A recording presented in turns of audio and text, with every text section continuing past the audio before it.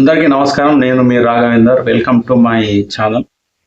ఇటీవల ఒక గొప్ప దర్శకుడు, ప్రముఖ దర్శకుడు, లెజెండరీ డైరెక్టర్, తమిళ భాషలో, అదేవిధంగా తెలుగులో, కన్నడంలో, అదేవిధంగా హిందీలో కూడా చిత్రాలను రూపొందించి ప్రేక్షకుల హృదయాల్లో ప్రత్యేక స్థానాన్ని సంపాదించుకున్నాడు దర్శకుడు. ఆ దర్శకుడు మరెవరో కాదు, భారతీ రాజా. భారతీ రాజా మరి మొన్న ఆయన స్వర్గస్థులు కావడం జరిగింది. ఆయన వయస్సు 84 సంవత్సరాలు. ఆయన ఇంత అద్భుతమైన చిత్రాలను రూపొందించాడంటే మీకు ఒక విషయం చెప్తాను ఇక్కడ నేను. ఒకప్పుడు మనం తీసుకున్నట్లయితే సినిమాలు ఎక్కువగా స్టూడియోస్లో నిర్మించేవారు. తమిళ్లో అయితే వాహిని స్టూడియో అని, ఏవిఎం స్టూడియో అని, అరుణాచలం స్టూడియో అని, మన తెలుగులో అయితే శారద స్టూడియో అని, లేదా అన్నపూర్ణ స్టూడియో అని, అంటే గ్రామీణ నేపథ్యమైన లేదంటే పట్టణ నేపథ్యమైనా కూడా మరి ఒకప్పుడు సెట్లు వేసి స్టూడియోస్లో మన సినిమాలని రూపొందించేవారు.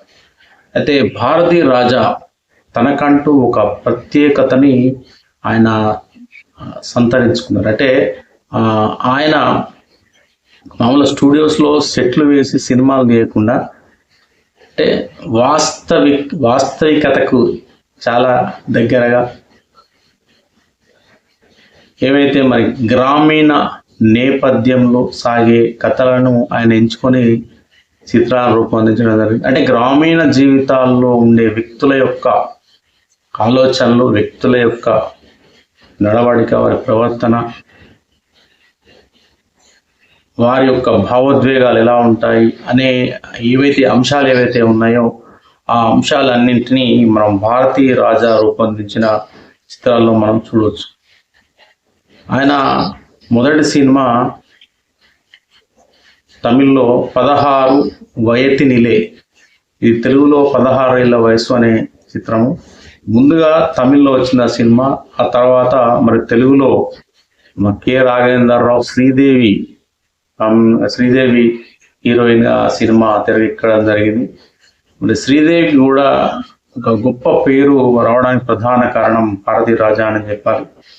భారతీ రాజా అనేక మంది ఆర్టిస్టులను ఆయన సినిమాల ద్వారా పరిచయం చేయడం జరిగింది. రాధిక, అదేవిధంగా రేవతి, శ్రీదేవి.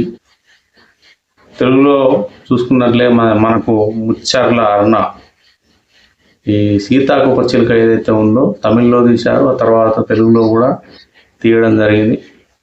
ముచ్చర్ల అరుణకు మరి లైఫ్ ఇచ్చింది ఎవరు, ఆమెకు సినిమా జీవితాన్ని ఇచ్చింది ఎవరు అంటే మరి భారతీ రాజా అని చెప్పాలి. చాలా గొప్ప దర్శకుడు. అంటే ఎవరిలో అయినా సరే వీరు నటించగలరు, నటిస్తారు అన్న ఆలోచన ఆయనకు మనసులో పడితే కనుక ఖచ్చితంగా వారిని సినిమాలోకి తీసుకోవడం, ఆదరించడం, అలా వారికి సినీ కెరీర్ను కూడా ఇచ్చిన ఘనత ఎవరిది అంటే భారతీ రాజా. ఇక భారతీ రాజా 1974లో ఆయన చంద్రలీల అనే యువతిని పెళ్లాడడం జరిగింది. మరి సినిమా జీవితాలు అందరూ అనుకున్నట్లుగా ఉండవు అనేది మనకు తెలుసు. కొంతమంది సినీ జీవితాలు కొంత అంటే తెర వెనక వారి జీవితాల్లో మరి కన్నీళ్ళు ఉంటాయని మనందరికీ తెలుసు. అలా మరి భారతీ రాజా నిజ జీవితంలో కూడా మరి పెళ్ళైన తర్వాత కొన్ని సంవత్సరాలకే మరి భార్య వెళ్ళిపోవడం, మరి విడాకులు అయ్యాయా ఏంటా తెలియదు కానీ మొత్తం మీద ఆయన ఒక 40-45 సంవత్సరాలు ఒంటరి జీవితాన్ని గడిపాడని మన వార్తల్లో రావడం జరిగింది. దాన్ని నేను చెప్తా ఉన్నాను. అతనికి 2 సంతానం, ఒకతను కొడుకు మనోజ్, అతని పేరు, కూతురు సింగపూర్లో ఉందట. ఇతడు ఎక్కువగా మరి ఇక్కడ మరి ఉంటున్నాడు. కొడుకును కూడా హీరో చేయాలని ప్రయత్నించినప్పటికీ తాజ్మహల్ అనే చిత్రం ద్వారా పరిచయం చేశాడు, కానీ ఆ సినిమా మరి అంతగా ఆడలేదా మరి ఏంటో తెలియదు. కానీ మరి కొడుకుకు మాత్రం హీరోగా గుర్తింపు రాలేదు. తండ్రి గొప్ప దర్శకుడు అయినప్పటికీ కొడుకుకు పేరు దక్కలేదని చెప్పాలి. చాలా మంది దర్శకుడు రాఘవేంద్రరావు కొడుకు హీరో చేయాలనుకున్నాడు, కాలేదు. దాసరి నారాయణరావు కొడుకుని హీరో చేయాలనుకున్నాడు, కాలేదు. అంటే వాళ్ళు దర్శకత్వ శాఖలో ఎంతో అద్భుతమైన చిత్రాలు తీసి ఎంతో గొప్ప పేరు తీసుకొని అవార్డులు సాధించిన వీళ్ళు వారి కొడుకులను, వారసులను సినిమా స్టార్లుగా తీర్చిదిద్దలేకపోయారు. మరి అంటే లైఫ్ అందరికీ ఒకే రకంగా ఉండదని మనం ఇక్కడ చెప్పుకోవాలి. అయితే ముఖ్యంగా భారతీ రాజా మరి చాలా కాలం నుండి కూడా అంటే ఒంటరి జీవితాన్ని గడపడం వల్ల మన నిరాశ నిస్పృహలకు వెళ్ళాడని, అదేవిధంగా అంటే ఒంటరిగా మీన్స్ ఇక్కడ ఏంటంటే 1 సంవత్సరం కాలం నుంచి కూడా మరి ఆయన ఒంటరి జీవితాన్ని గడపడం, తద్వారా ఆయన నిరాశ నిస్పృహలకు లోనవడం ద్వారా ఆయన ఆరోగ్యం పూర్తిగా దెబ్బతిందని చెప్పేసి వార్తలు కూడా రావడం జరిగింది. 2025 మార్చిలో ఆయన కొడుకు మనోజ్ మరి చనిపోవడం జరిగింది. ఆయన కొడుకు చనిపోయిన టైం నుండి కూడా ఇంకా మరి ఎక్కువగా కుంగిపోయి, మానసికంగా బాగా కుంగిపోయి, ఆ విధంగా ఆయన మరి వైరాగ్యంలోకి వెళ్ళిపోవడం,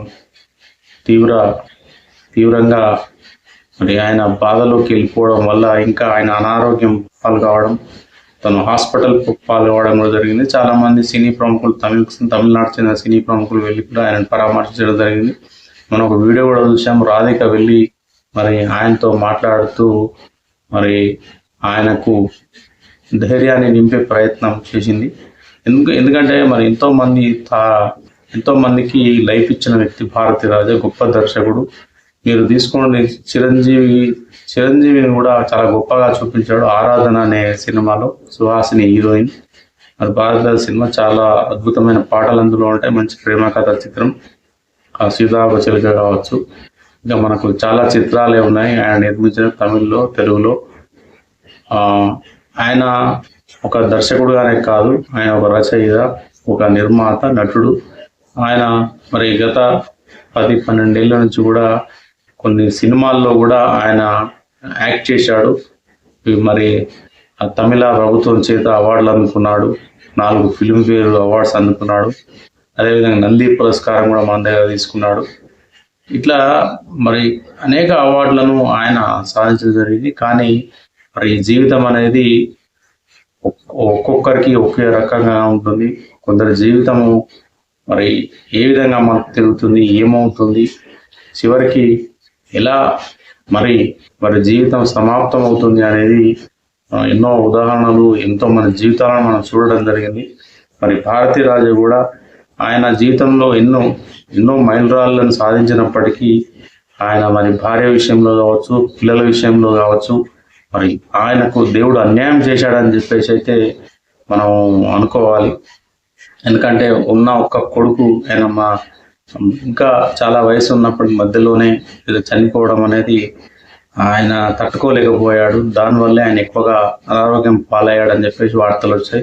కూతురు మరి సింగపూర్లో ఉండడం, మరి చివరి దశలో ఆయన సరిగా చూసేవాళ్ళు లేక కూడా ఆయన కుంగిపోయి మరి మధ్యకాలంలో చనిపోవడం అనేది చాలా బాధాకరం. ఈ సందర్భంగా ఆయనకైతే నేను నివాళులర్పిస్తున్నాను.